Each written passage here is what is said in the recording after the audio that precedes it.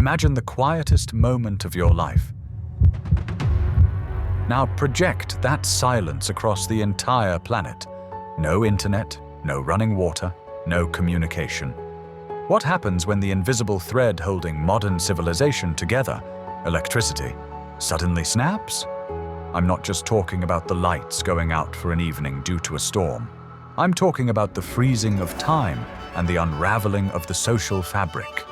Based on government simulations, engineering data, and historical blackout records, we are going to simulate the first 7 days of a total global power outage, hour by hour. We will look at the terrifying mechanics of a society collapsing in real time. We are going to map out the specific failure points, the exact hour your tap runs dry, the moment the prison locks disengage, and the day the invisible radiation cloud begins to spread.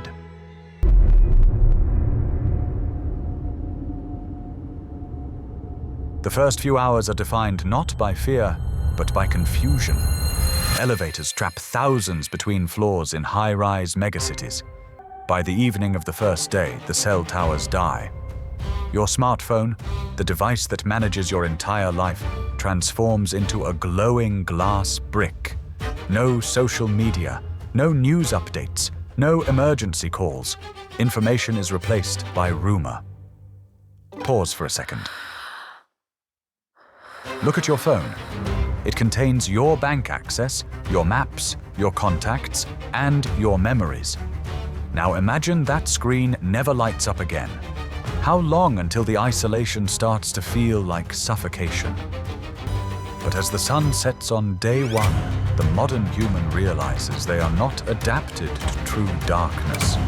We have forgotten how dark the night really is without streetlights.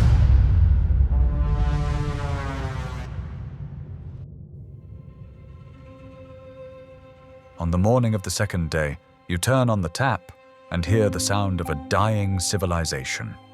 A hollow hiss. City water systems run on pressure.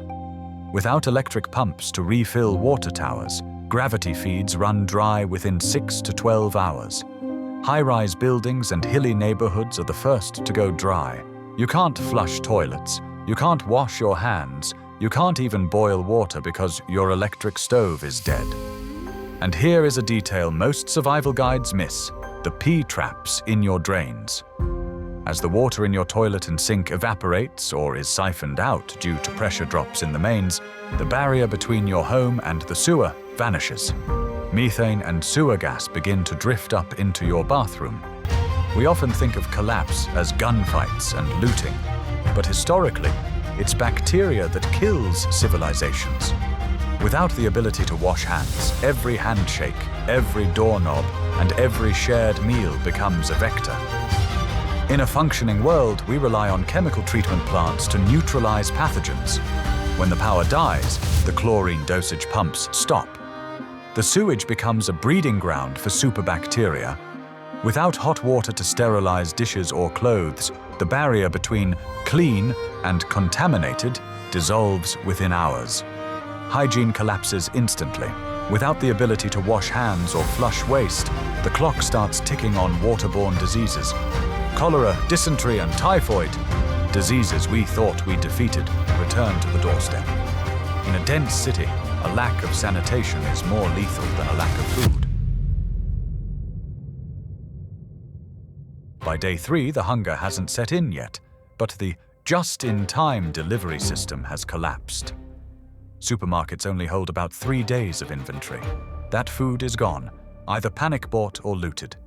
The cold chain is broken. Every frozen item on the planet is thawing. Fresh food is rotting, creating a secondary health hazard inside homes and stores. But the most heartbreaking crisis is happening in the hospitals. Consider the diabetic population. Insulin requires refrigeration. By the afternoon of day 3, millions of vials of life-saving medication are reaching room temperature, beginning to degrade. The clock isn't just ticking for the machines, it's ticking for the chemistry of survival. Pharmacies are already empty, raided not just for narcotics, but for insulin and heart medication by desperate families. Days 4 and 5 are when the veneer of civilization is completely scraped away. Prisons. Modern prisons are fortresses of technology. They rely on electronic locks, surveillance cameras, and automated gates. Like hospitals, prisons have generators, but by day 5, they run dry. Here is the terrifying reality. When the power dies, some electronic locks fail, open, but most fail secure, meaning they stay locked. The danger escalates due to the internal sociology of the prison. Segregated gangs, usually kept apart by automated doors and constant surveillance, are suddenly thrown together in the dark. The keep separates lists are meaningless when the database is down. However, the real failure is human. Without lights, water, or communication, and fearing for their own families, correctional officers stop showing up. We are left with facilities housing thousands of desperate, dehydrated men in total darkness, with no guards. By day 6, while people are fighting for water, a threat emerges that you cannot see, hear, or shoot. There are over 400 nuclear reactors in the world. The real danger lies in the spent fuel pools. These are pools often located outside the reinforced containment domes, packed tight with old, highly radioactive fuel rods.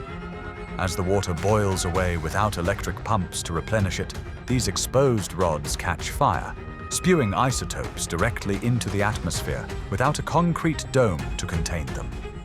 In a standard disaster, emergency crews would arrive from neighboring regions to pump water. But in a global blackout, the roads are gridlocked. There is no communication to coordinate a response, and the firefighters have no fuel for their trucks. The plants are on their own. It's not just one Chernobyl or one Fukushima.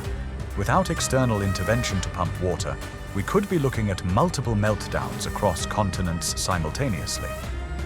The spent fuel pools, often less protected than the reactor cores, begin to burn. Radioactive plumes drift over darkened cities, adding an invisible, toxic layer to the survival struggle. The very air becomes an enemy. The fallout pattern depends entirely on the wind, turning survival into a game of meteorological roulette. And yet, amidst this human catastrophe, on the 7th day, something beautiful happens in the natural world. The constant hum of shipping freighters is gone. The sonar blasts have stopped. The industrial vibration of the ocean floor ceases. Marine biologists observed this phenomenon briefly after 9/11, when air and sea traffic slowed. In a global blackout, the oceans become quiet.